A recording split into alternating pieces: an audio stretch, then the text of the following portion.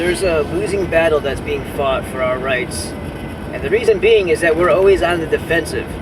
We're not on the offensive, asking to gain our rights back that we've already lost. We're always, and this is by design, we're always fighting to defend and preserve and retain that what they gave us, what we have left after they've already taken our rights.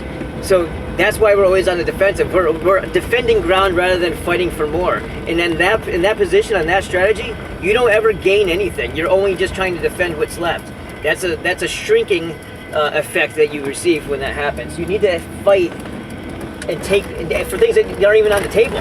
Like, you know, I use the example of muzzle suppressors and automatic weapons. You know, now they would never even consider that. That's why we need to fight for it. We need to fight for it because there was a time when it was our right to have those things. So any rights that we once had, like, oh, I don't know, to print our own money, things like that. We're not trying to defend the status that we have now and preserve what lack of freedoms we have left.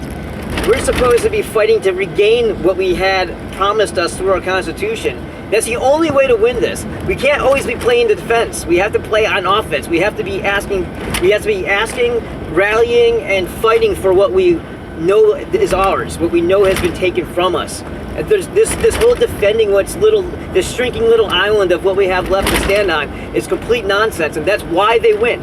They do this by design. They've set us up in a mentality, the mindset to think that this is a way to do things. If you were a general and a strategic freaking officer, you would understand that this is not how you win battles.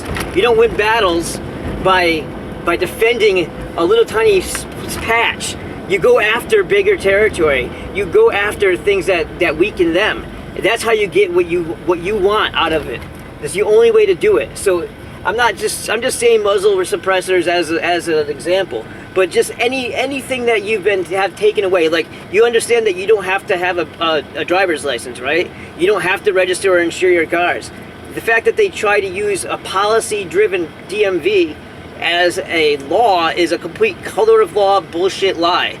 But the moment you sign that ticket, you've actually consented to contract with that court, and therefore you have turned their policies into law, and you have to obey them. So that's what they get you at. But you have to just be conscious of this stuff and don't let them take from you. The founding fathers did not envision this, and if they saw what we have sitting in Congress, they would murder them all. They would all be strung up by fucking afternoon.